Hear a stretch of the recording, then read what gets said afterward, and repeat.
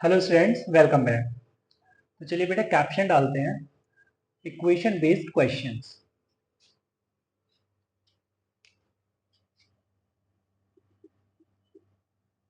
Equation based questions.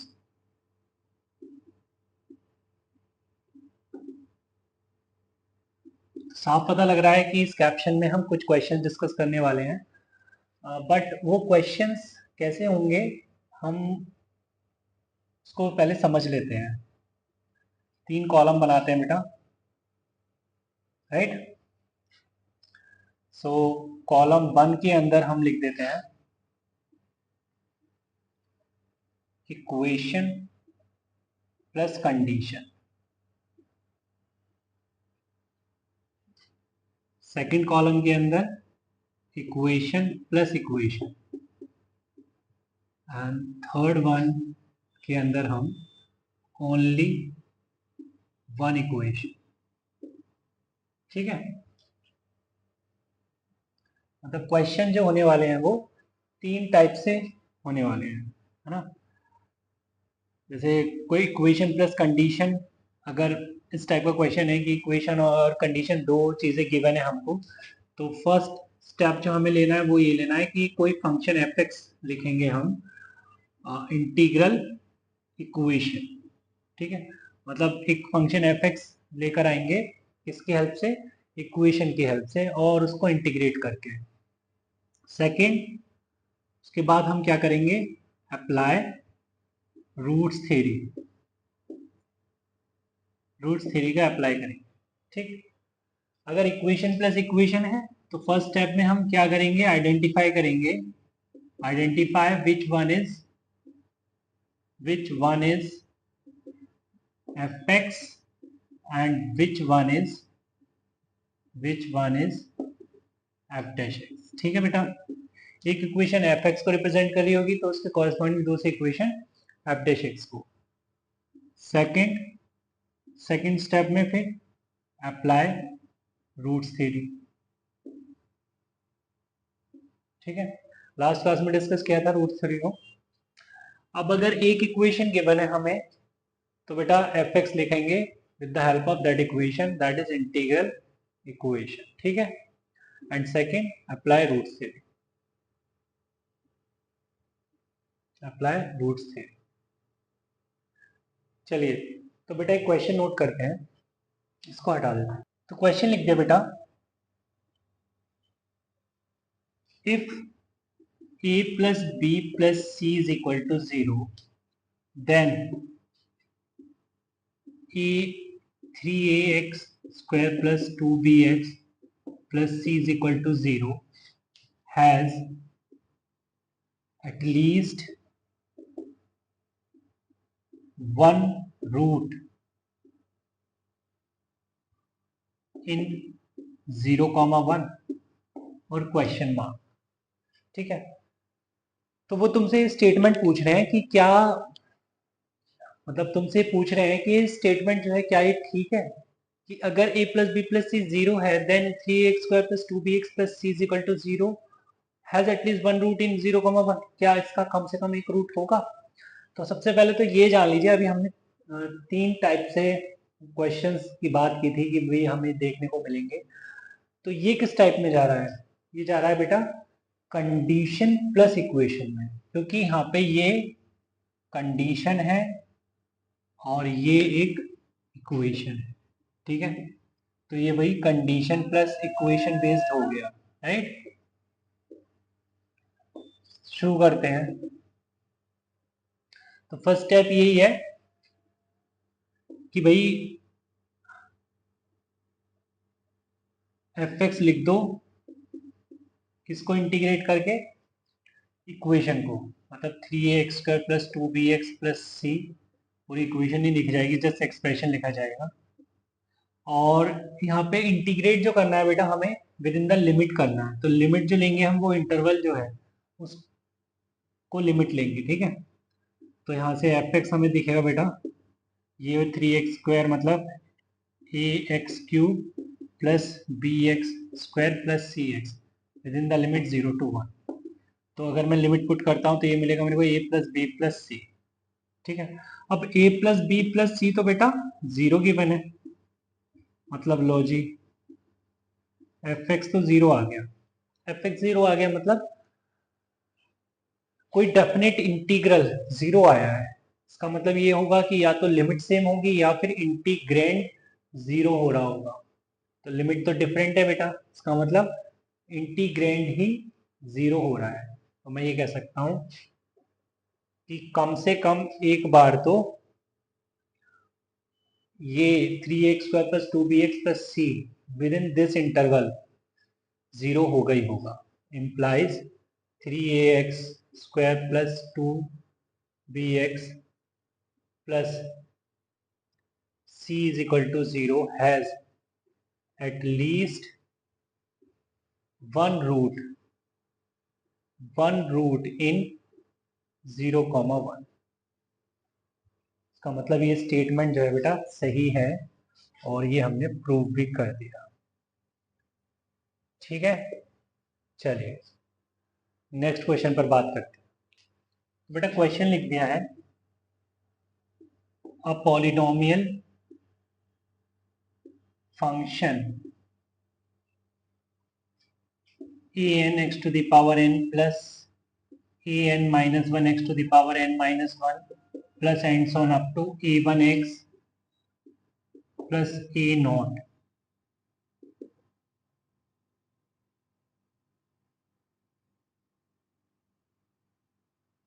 is equal to 0 has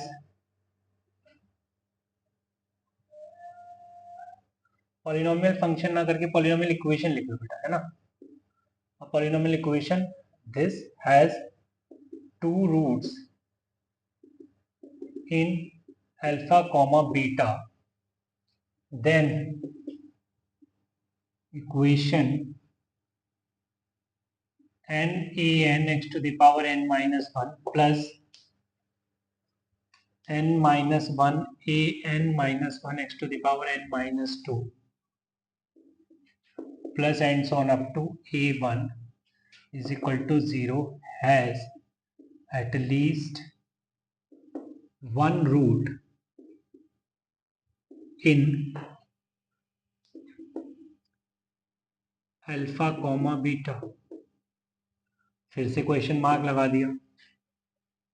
मतलब यहां पर देखिए आप कि दो इक्वेशन गिवन है मुझको, तो सबसे पहले तो मैं सेकंड कॉलम में इसको डाल दूंगा, equation plus equation based question है बेटा, ठीक है। तो अब अगर ऐसा है तो कौन सा एफ एक्स है और कौन सा एफ डैश एक्स है, ये तुम्हें डिसाइड करना है। तो मुझे बेटा अगर मैं बोलता हूं कि इफ एफ एक्स, ऊपर इक्वेशन को देख के बोल रहा हूं मैं, A N X to the power N plus A N minus one X to the power N minus one plus and so on up to A one X plus A naught. अगर ये F X है then F dash X क्या होगा बेटा, then F dash X क्या होगा, F dash x तो साफ पता लग रहा है बेटा कि इसको डिफरेंशिएट करेंगे, ऊपर वाले को डिफरेंशिएट करेंगे तो ये सेकंड इक्वेशन दिखेगी नहीं दिखेगी। तो एफ डैश एक्स बेटा मेरे को दिख रहा है ये N A N X to the power N minus one plus N minus one A N minus one X to the power N minus two plus dot dot plus A one.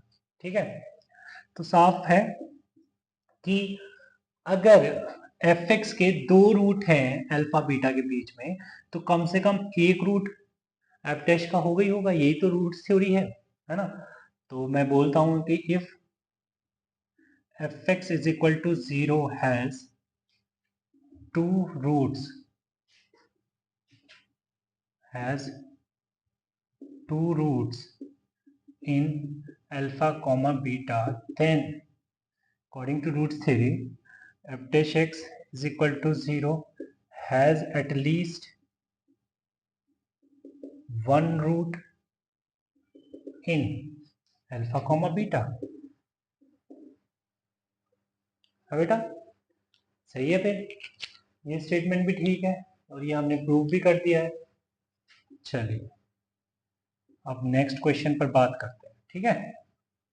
तो बेटा next question लिख देते हैं, show that between two consecutive roots of e to the power x cos x is equal to 1, there exist at least one root of e to the power x sin x is equal to 1। ठीक है बेटा, तो यहां पर हमको अगर देखा जाए तो दो इक्वेशन ही तो गिवन है। तो चलिए इक्वेशन प्लस इक्वेशन की कहानी है वैसे ही, ठीक है। अब देखो अगर इक्वेशन प्लस इक्वेशन है तो एक एफ एक्स है तो दूसरा एफ डैश होगा, एफ डैश एक्स ही होगा। तो अगर बेटा ये एफ एक्स है, मतलब फील है, फील यहाँ पे जस्ट फील ये है कि अगर एफ एक्स ये है e to the power x cos x minus 1, तो एफ डैश एक्स क्या होना चाहिए, e to the power x sin x minus 1। ठीक है, तो मतलब मुझे ये प्रूव करना चाहिए कि भाई एफ डैश एक्स ही आएगा, अगर एफ एक्स ही है तो एफ डैश एक्स ही आएगा। बट तुम देख रहे हो कि अगर मैं एफ एक्स को डिफ्रेंशिएट करूंगा तो ये फोटो नहीं मिलेगी मेरे को, क्योंकि माइनस 1 को डिफ्रेंशिएट करते ही 0 हो जाएगा, बट यहाँ पे तो माइनस 1 है, एफ डैश में तो माइनस 1 दिख रहा है। तो बेटा कहानी को थोड़ा डिफरेंट तरीके से हमें चलाना होगा, लेकर जाना होगा, ठीक है। तो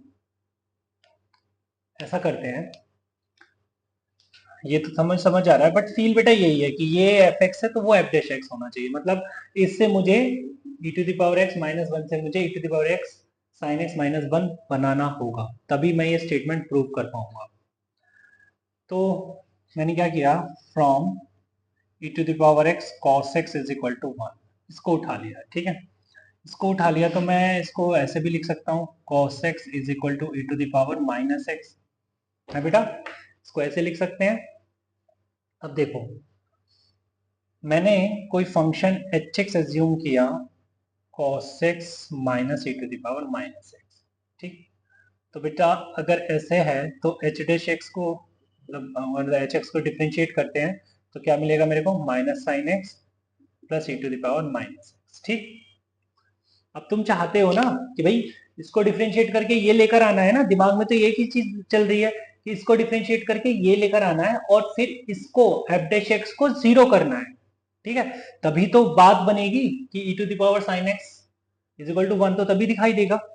तो इसका मतलब कहने का ये है कि एच डैश एक्स को भी 0 होना पड़ेगा। अगर मैं बोलूं कि एच डैश एक्स 0 होगा, अगर बेटा एच डैश एक्स 0 नहीं हुआ तो फिर कोई मतलब नहीं रह गया ना इसको लिखने का। हमें 0 क्यों करते हैं, ताकि हमें रूट मिले, ठीक है। रूट का मतलब ये है कि उस x को मैं फंक्शन में रखूंगा तो मेरे को वैल्यू 0 मिलनी चाहिए। तो एच डैश एक्स अगर मैं 0 करता हूं तो ये क्या हो जाएगा, e to the power minus X is equal to sine X दिखेगा, राइट, 0 करने से। तो बेटा ये तो e to the power X sine X is equal to 1 दिखेगा, लो जी आ गया ना, e to the power sine X, e to the power x into sine X is equal to 1, हो गई स्टेटमेंट प्रूव, है ना। तो चलते हैं आगे, चलिए बेटा एक क्वेश्चन और लेते हैं। चलिए बेटा तो क्वेश्चन पर बात करते हैं।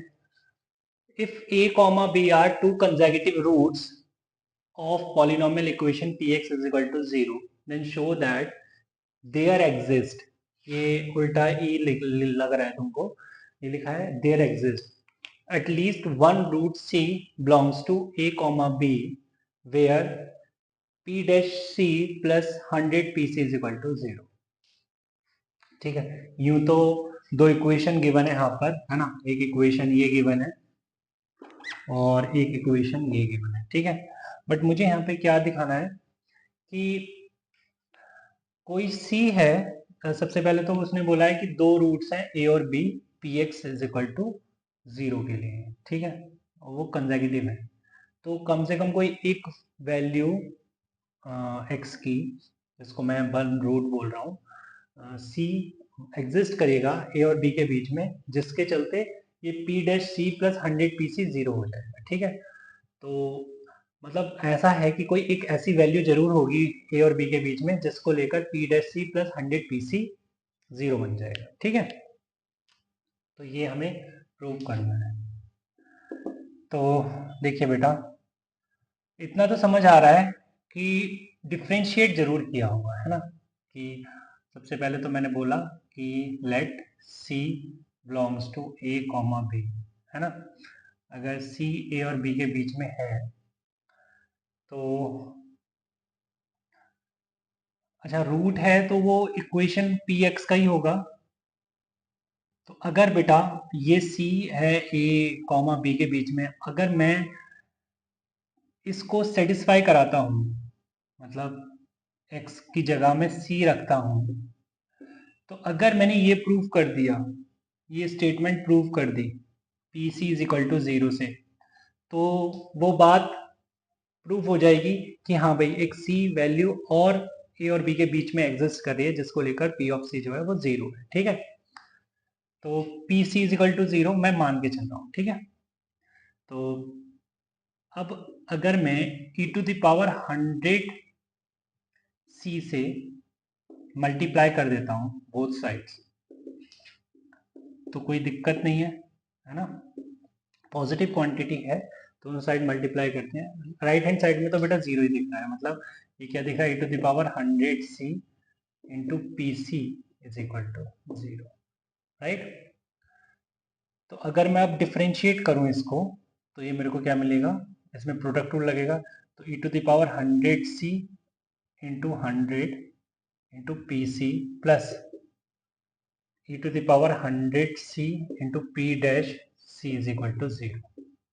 तो यहाँ पर अगर मैं e टू दावर 100 c को कॉमन लेता हूँ तो मिलेगा मेरे को 100 P C plus P dash c is equal to 0।